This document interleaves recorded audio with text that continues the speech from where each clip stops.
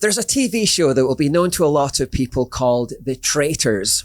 In the show, 22 people are put together in a big Scottish castle for a week or two. 3 of them are designated as traitors. These are the villains of the piece.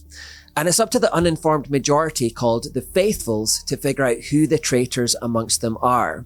At the end of each day, they sit around a big table and eliminate someone from the group who they believe to be a traitor. So the point of the game for the Faithfuls is to find and eliminate these 3 traitors, whereas the point for the traitors is to evade detection and to somehow manipulate the mind of the group so that they end up casting suspicion on each other and eliminating each other. They must somehow make this group believe what they want them to believe, make them dance to their tune, so to speak. So in this example from season 1 of the British version, it's quite early on in the game, so there's a lot of uncertainty around. Nobody's really sure who the traitors might be. There's not a lot of evidence to work on yet. And what do we do when we're uncertain? We use the social test. Everyone starts looking around at one another for insight and for leading. And remember from the lecture experiment that people will especially follow confidence when they're uncertain. These 2 were followed because they looked confident. So step forward Alyssa. She's one of the traitors and she looks pretty confident as she tries to pin attention on a faithful called Nikki. Can I ask everyone a favour? Can we all drink water so we don't can we all drink some water?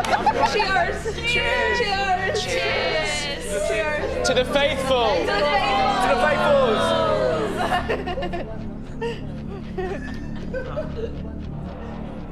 Nikki didn't raise her glass. All I saw was just, that's an opportunity for me. Nikki didn't drink. I don't know, is she, isn't she, but it doesn't matter because she's not me. You know, all I see is that's me lasting another night. That's me at the round table clear. So I think I had to plant the seed about Nikki. Nikki didn't drink. When we... Cheers. Cheers to you. Cheers.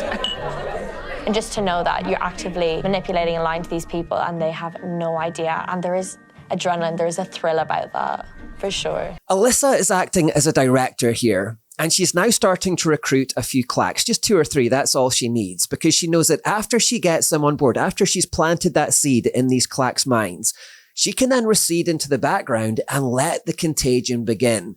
Notice that she's not even present in these clips, but others are now doing the work for her. Like another red flag for me in the sense is like Nikki. I did feel like she was quite like closed off and stuff, and I felt like that was probably one of the few people that I haven't really connected with. This morning, when she came in, and I watched her very carefully. And she was crying when she came in this morning. Yeah, but that doesn't... No, that could be a sign of someone being a traitor. I think it is. I think the traitors are Nikki and Faye. The contagion is now spreading, so by the time of the vote, look what happens. Well, it's not like to go. I really think that's the wrong word. I voted for you, Nikki. I'm going for Nikki. What about Nikki? Sorry, Nikki. I voted for Nikki. Nikki. I put your name down. Nikki, I think you are the traitor. Nikki. Honestly. For Nikki. I wrote down Nikki. Sorry, Nikki. Well, it's no shock. It's exactly the same as everybody else's. It's not personal. It's Nikki. The whole room has now conformed to Alyssa's idea. Nikki gets the boot. But of course she's a faithful. She's innocent. And upon hearing this news, everyone is shocked. They're stunned. They can't believe it. How can it be that everyone in the room was so certain Nikki was a traitor and yet everyone be so absolutely wrong? How's that even possible? Well, of course, they were simply being caught up in an information cascade ultimately controlled by Alyssa. Nobody's aware that they were actually just dancing to her tune. And believe it or not, this whole game was devised to prove this point, that an informed minority will always be capable of manipulating an uninformed majority. In this game, the traitors, though there's only 3 of them, usually win. In fact, here's Graham Linehan talking about the origin of this game. Have you ever heard of a game called Werewolf? No. Werewolf is a party game. We used to play it with all my celebrity mates, you know, about 12 of us around a table. You need a lot of people, you know. Everyone gets a piece of paper. It's either got villager written on it, vast majority, but 2 have the word werewolf written on it. It's divided into day and night phases. Someone runs the game to make sure no one's cheating. And they go, okay, it's nighttime, everyone close your eyes. Everyone closes their eyes. Then they go, werewolves, open your eyes. The two werewolves open their eyes and they see the other one and they give a little thumbs up to show that they've clocked each other. And then the woman says, werewolves choose someone to kill during the night. And the werewolves go, right.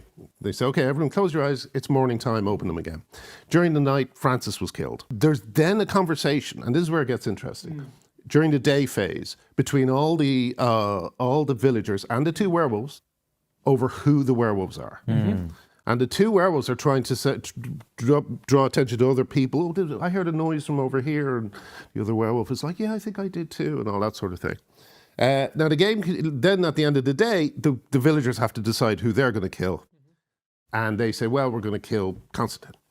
And it's revealed by the person running the game, I'm afraid Constantine was a villager. And the game continues. Okay?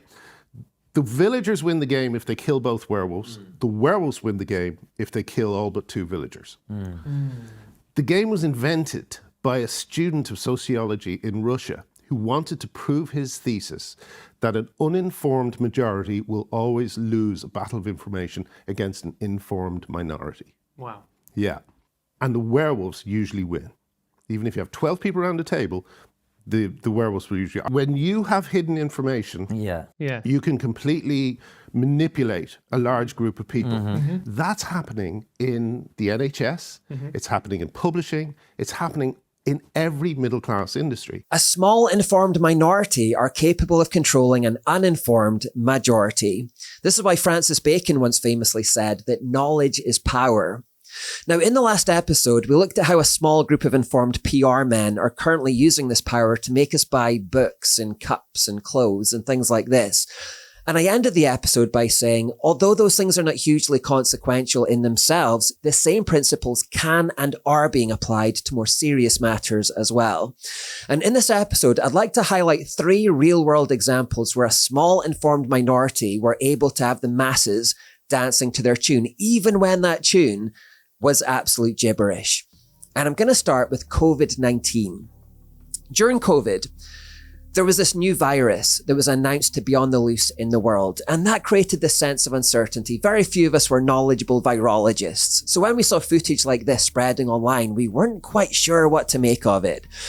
Within this climate of uncertainty, we started doing what? We started doing the social test. We weren't really sure what to make of it, so we started looking to the herd to get an accurate perception of reality. How's everyone else responding to this?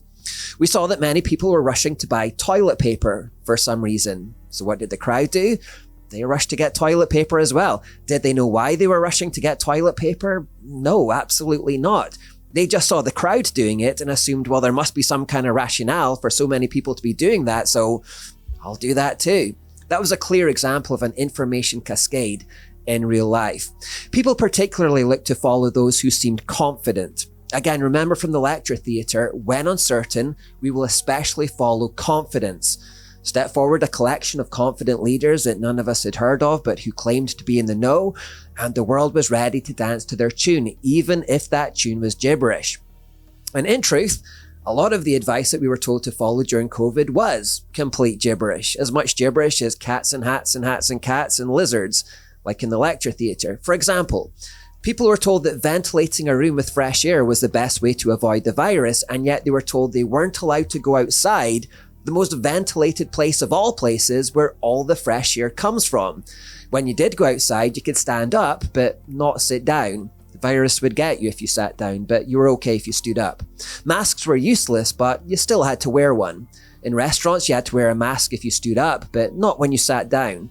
You could only buy a drink in a pub if you bought a Scotch egg to go along with it. Apparently the virus wouldn't get you if you were eating a Scotch egg. You had to sing happy birthday while washing your hands. You could beat the virus if you sawed off the bottom of your door. You could have 6 people in your house, but not 7. Not having symptoms of COVID could be a symptom of having COVID.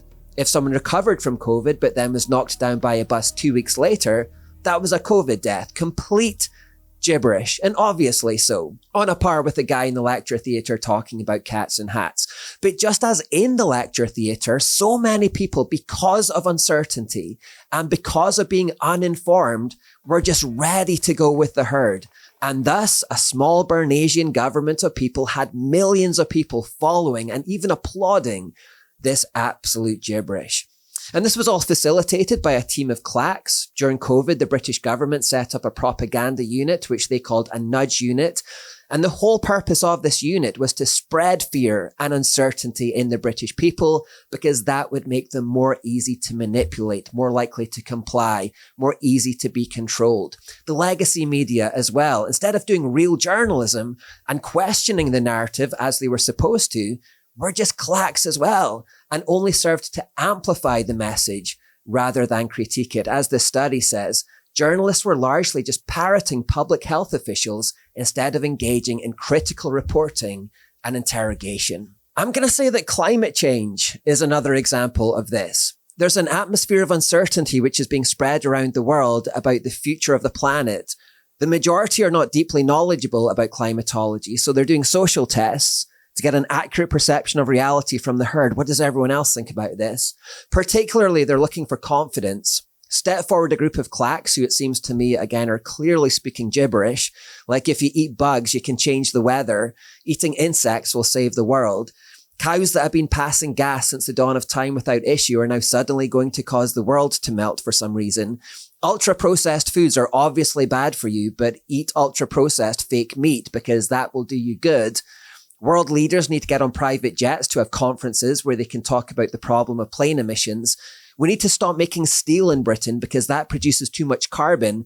So we'll make it in India and China instead, and then ship it over to Britain, and that will be better for the world's environment. We need to uproot trees that capture carbon in order to make wind farms and solar farms, because there's no money in trees, but there's a lot of money in solar farms and wind farms. And that's perhaps a bit of the motivation of the directors here. It's all cats and hats. I think I'm going to start using that phrase. It's all cats and hats. It's all gibberish. But again, because the majority are uninformed and uncertain, they're ready to go with this gibberish. The clack operation at work here is actually gargantuan as well. In fact, there's a climate change industrial complex that is working every day to push this message and to make people afraid and ready to accept all manner of taxes and land grabs and restrictions on liberty and other nonsensical yet quite malevolent ideas. Economist Stephen Moore wrote an article called "Follow the Climate Change Money." It's well worth reading. And he says, the first iron rule of American politics is follow the money. This explains about 80% of what goes on in Washington. One reason why many hundreds of scientists are persuaded the sky is falling is because they are paid handsomely to do so. He highlights the tidal wave of funding now being given to scientists by governments only if they promote climate alarmism, and mentions how the aim of this funding is to get it to $5 trillion. So basically, if you're a scientist who denies climate change, there's no funding for you and your voice gets suppressed. If, however, you've built bogus models that predict the crisis is getting worse by the day, then step right up and get a multi-billion-dollar grant. The legacy media and establishment, again, like with COVID, instead of doing proper journalism and critiquing the narrative, are simply amplifying it. And so we have millions of people ready to follow these absurdities. Thirdly, and finally, remember this guy who was given a sign to hold at a pro-Palestine protest, but he didn't know what any of the words on the sign actually meant. He talked about a socialist intifada, but none of his friends knew what that was. Well, this sign was actually given to him by the Socialist Party. The Socialist Party are a far-left organization who want, quote, a moneyless, stateless, worldwide society of common ownership. In other words, they want global communism. Now look at this pro-Palestine march and notice how many of the signs are being produced by this party. And then look at this Black Lives Matter protest and notice again how many of the signs are being produced by this party.